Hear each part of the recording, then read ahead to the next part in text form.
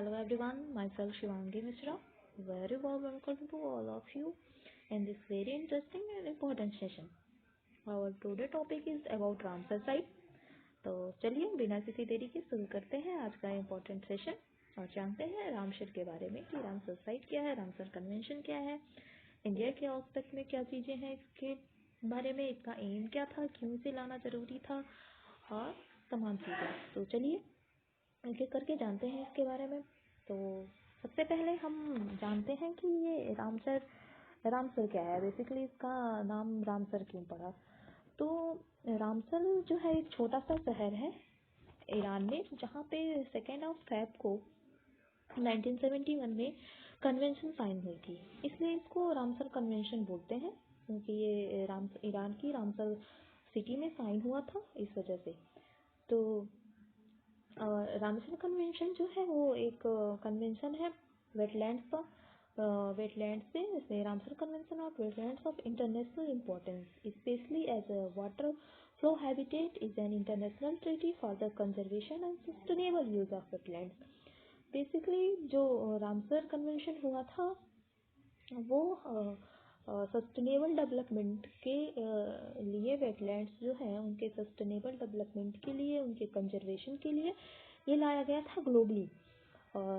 इसका main M था कि जो वर्ल्ड वाइड जो लॉस हो रहा है वेटलैंड्स का उसको कंजर्व किया जाए वाइज यूज़ के थ्रू, उसका प्रॉपर मैनेजमेंट करके और उसको इस तरीके से प्रोटेक्ट किया जाए, उसको इस तरीके से कंजर्व किया जाए, उसका इस तरीके से डेवलपमेंट किया जाए कि वो आने वाले फ्यूचर के लिए भी अवेलेबल हो। बेसिकली ये जो हमारे वेटलैंड्स होते हैं वो बहुत इम्पॉर्टेंट होते हैं, क्योंकि ये हमें फ्यूल देते हैं, फूड देते हैं, फूडर देते हैं। इसको एक टर्म दिया जाता है 3F। तो 3F में एक होता है फ्यूल जो हमारे जलाने के काम आता है, ईंधन जिसे हम बोलते हैं। फूड जो हम अपने लिविंग के लिए हम यूज़ करते हैं, अपने डेली लाइफ में यूज़ करते हैं, बिना जिसके हम जिंदा नहीं रह सकते।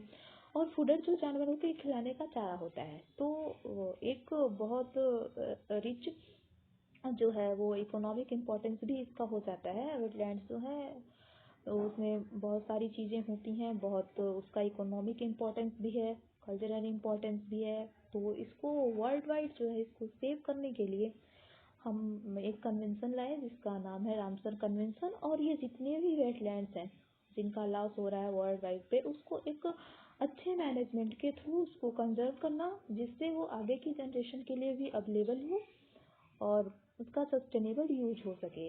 और वेटलैंड्स जो होते हैं उनकी बायोडाइवर्सिटी में बहुत रिच होते हैं। तो इन्हीं सारी चीज़ों को ध्यान में रखते हुए हमें ज़रूरत पड़ी कि हम एक ऐसा कोई कन्वेंशन लाएं जो इंटरनेशनली अफेक्टेड हो और वो एक इंटरनेशनल कोरिलेशन बना के वो ग्लोबली एक दूसरे से कनेक्टेड हो, जिससे हम ग्लोबली चीज़ों को बचा पाए। सिर्फ एक देश नहीं, कई सारे देश इसमें पार्ट लें और इसको बचाने में हमारी मदद करें, इसको कंजर्व करने में हमारे हेल्प करें। तो इसके लिए एक ज़रूरत थी हमें एक ऐसे कन्वेंशन की, एक ऐसा रूल, एक ऐसा रेगुलेशन जिसके अंदर ये सारी चीज़ें आए, जिसके अंदर हम कुछ साइट्स हैं जो वेटलैंड्स हैं जिनको हम इसमें लिस्टेड करें, और जब लिस्टेड हो जाएं तो इनके एक प्रॉपर मैनेजमेंट और इनकी बायोडाइवर्सिटी को प्रोटेक्ट करना, कंजर्व करना, इसका सब कुछ हम देख पाएँ। इस वजह से हमें एक कन्वेंशन की ज़रूरत थी और वो कन्वेंशन साइन हुआ था एक ईरान के एक छोटे से शहर में, रामसर में।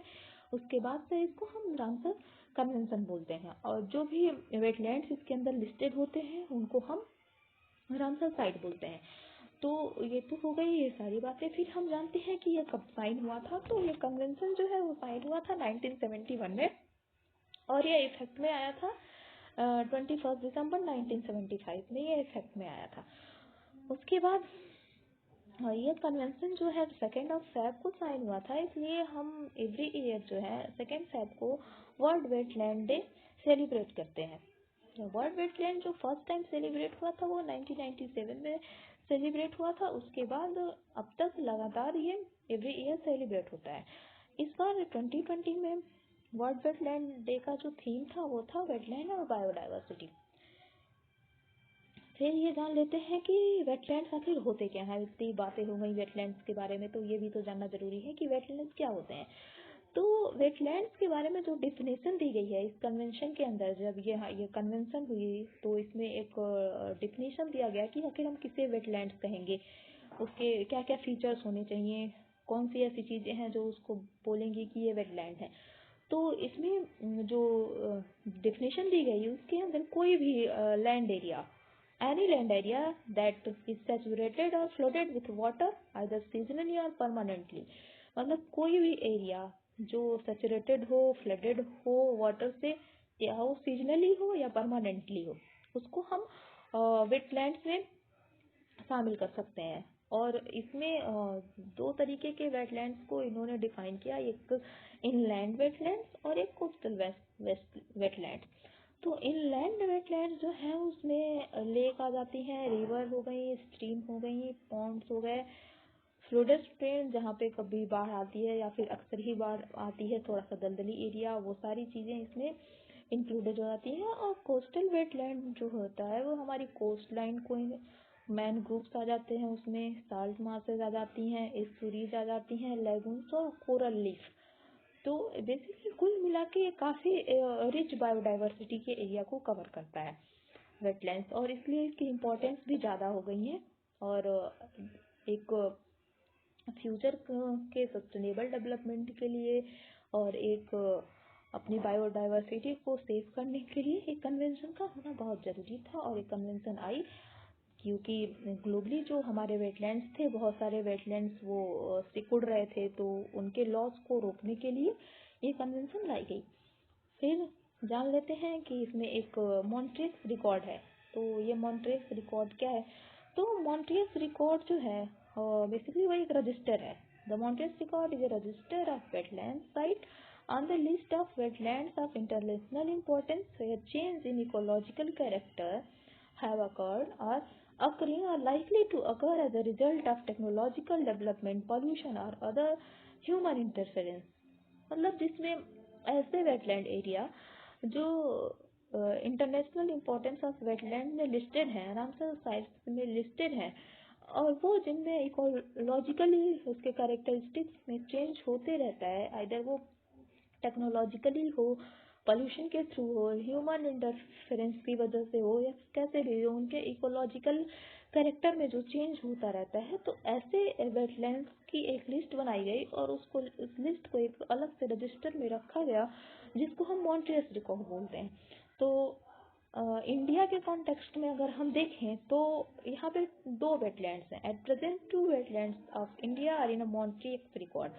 एक है कियोलॉडियो नेशनल पार्क राजस्थान का, और दूसरा है हमारा लोकटक लेक मणिपुर की। तो प्रेजेंट में हमारे मॉन्ट्रियस रिकॉर्ड में हमारे दो वेटलैंड साइट्स हैं, जिस एक है कियोलॉडियो नेशनल पार्क राजस्थान और लोकटक लेक मणिपुर में।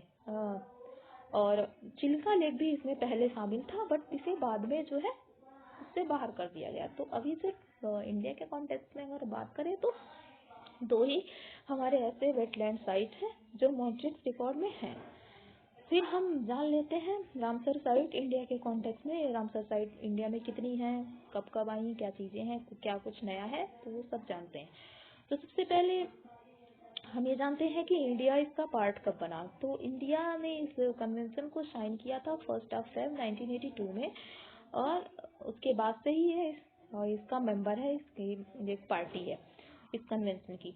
तो अभी रिसेंट में नवंबर 2020 में दो रामसर साइट जो हैं वो एड ऑन हुई थी इंडिया में। एक है हमारी लोनार लेक जो महाराष्ट्र में है, और दूसरा सूर सरोवर उत्तर प्रदेश में है, आगरा के पास। इसको खीटम लेक भी बोलते हैं। चिल्का लेक जो है वो सबसे बड़ी लार्जेस्ट रामसर साइट है इंडिया की, और चिल्का लेक उड़ीसा में और कियोलॉडियो नेशनल पार्क राजस्थान का वो रिकॉग्नाइज किया गया as the first Ramsar site of India. मतलब पहली बार जो रामसर साइट इंडिया में रिकॉग्नाइज की गई थी वो थी चिल्का लेक उड़ीसा की और कियोलॉडियो नेशनल पार्क राजस्थान में। उत्तर प्रदेश जो है वो उसमें सबसे ज़्यादा नंबर है रामसर साइट के। इसका टोटल नंबर है 8 रामसर साइट जो है वो उत्तर प्रदेश में है। इंडिया की कॉन्टेक्स्ट की बात करें और सबसे ज़्यादा नंबर है किसी एक स्टेट का। और रेणुका वेटलैंड जो है हिमाचल प्रदेश में, वो सबसे छोटी वेटलैंड एरिया है, छोटी रामसर साइट है पूरे इंडिया के कॉन्टेक्स्ट में अगर देखें। और सबसे बड़ी जो है वो चिल्का लेक है। फिर हम देख लेते हैं करंट अपडेट क्या है रिगार्डिंग इंडियन रामसर साइट में। तो करंट अपडेट यही है, Assam barrage is designated as the wetland of international importance 21 July 2020। तो असम बैराज जो है वो wetlands of international importance declare किया गया 21 जुलाई 2020 को। और कनवाल लेक जो है वो बिहार की फर्स्ट रामसर साइट है, इसे डिक्लेयर किया गया था 21 जुलाई 2020 को। लोनार लेक एंड सूर सरोवर जो है ऐड हुई थी इस लिस्ट में रामसर साइट में, ये हुई नवंबर में 2020 में। और इन सारे जो नए इंक्लूडेड हुए हैं उसके बाद जो टोटल 41 रामसर साइट हो गई है इंडिया में। जनवरी में जो है मिनिस्ट्री ऑफ एनवायरनमेंट, फॉरेस्ट और क्लाइमेट चेंज MOEFCC अनाउंस की थी कि 10 नए रामसर साइट ऐड हुए हैं इंडिया में। तो जिसमें महाराष्ट्र का पहला रामसर साइट ऐड हुआ, और पंजाब में पहले से 3 थे और 3 ऐड हुए, और उत्तर प्रदेश में पहले 1 थे, देन 6 और ऐड हुए जनवरी में, और नवंबर में 1 और ऐड हुआ। तो इसको लेकर ये पूरे 8 किसी एक स्टेट में सबसे ज़्यादा रामसर साइट हुई जो है उत्तर प्रदेश में। फिर हम जानते हैं और फैक्ट रामसर साइट के बारे में। तो रामसर साइट जो है वो एक मेजर प्रोटेक्टेड एरिया है इन द वर्ल्ड किसी कन्वेंशन के थ्रू। मतलब रामसर साइट जो है बहुत ब्रॉड एरिया को कवर करता है, जिसमें जितने वेटलैंड्स वो आते हैं, और इसकी बायोडाइवर्सिटी में भी बहुत रिच है। तो ये लगभग जो है 2.5 मिलियन स्क्वायर किलोमीटर एरिया ये कवर करता है। और करेंटली जो है 2400 रामसर साइट जो है वो वर्ल्ड वाइड है। वर्ल्ड जो पहली बार रामसर साइट कोई डिक्लेयर हुई थी वर्ल्ड में, वो हुई थी 1974 में, और उसका नाम है Cobourg Peninsula in Australia. Cobourg Peninsula Australia का जो है वो फर्स्ट रामसर साइट था, वो डिक्लेयर हुआ था 1974 में। और जो number of contracting parties for the Ramsar convention as of October 2019 is 171। मतलब कॉन्ट्रैक्टिंग पार्टीज जो हैं रामसर कन्वेंशन की वो अक्टूबर 2019 तक 177 है। तो ये तो हो गई हमारे पूरे रामसर साइट के बारे में, रामसर कन्वेंशन के बारे में। अगर आपको ये हमारी वीडियो पसंद आई हो तो मेक श्योर सेशन को लाइक करिएगा, चैनल को सब्सक्राइब कीजिएगा, और अगर कुछ और सजेशन देना चाहते हो तो कमेंट सेक्शन में बताइएगा। Very very thank you.